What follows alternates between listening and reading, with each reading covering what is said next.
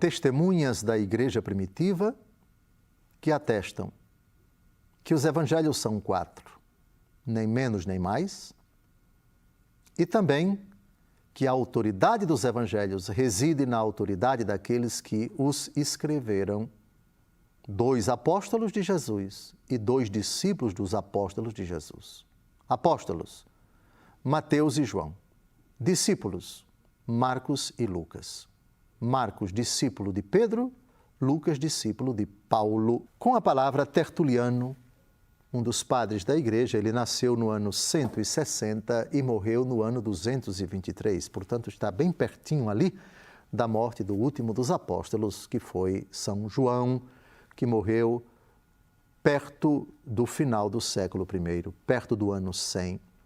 Na sua obra contra Marcião, Marcião é um herege que negou a autoridade, a inspiração do Antigo Testamento. Para ele, o Antigo Testamento traduz a ideia de um Deus vingativo, de um Deus que não é o do Novo Testamento. Para ele, o Deus da ira, o Deus da fúria, o Deus da vingança, não é o Deus pregado por Jesus.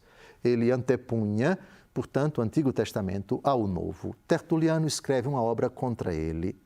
E nessa obra ele diz o seguinte: sustentamos que o instrumento evangélico tem por autores os apóstolos. Ou, se os autores são discípulos dos apóstolos, não puderam escrever sozinhos, mas com e segundo os apóstolos.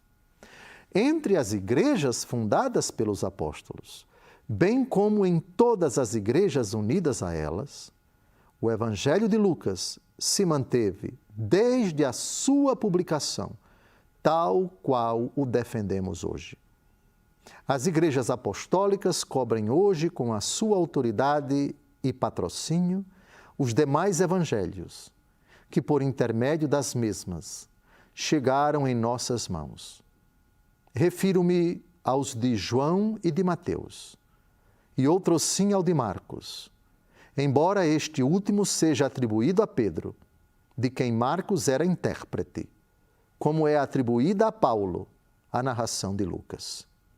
O fato é constante. Todos os evangelhos se encontravam nas igrejas daqueles tempos.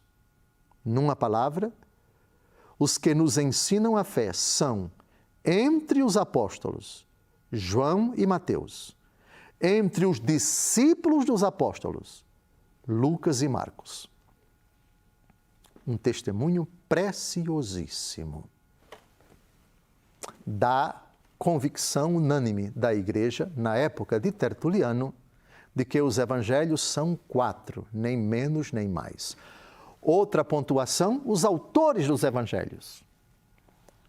O evangelho segundo Marcos traduz a pregação de São Pedro. Marcos era discípulo de São Pedro. Marcos, portanto, para escrever o seu evangelho, ouviu, provavelmente perguntou, se valeu do testemunho, das palavras, do ensinamento, da memória do apóstolo Pedro. Da mesma forma, Lucas, que ouviu a pregação de São Paulo, provavelmente consultou São Paulo, investigou e submeteu a São Paulo, por assim dizer, para que ele fizesse uma revisão. De fato, isso aconteceu. Sem excluir que Marcos e Lucas ouviram também outras pessoas, mas Marcos, discípulo de Pedro, Lucas, discípulo de Paulo, e Mateus e João, obviamente, apóstolos, escreveram aquilo que viram de viva voz, escutaram de viva voz do próprio Jesus, como testemunhas oculares do ressuscitado e de tudo aquilo que ele disse e fez durante sua vida pública.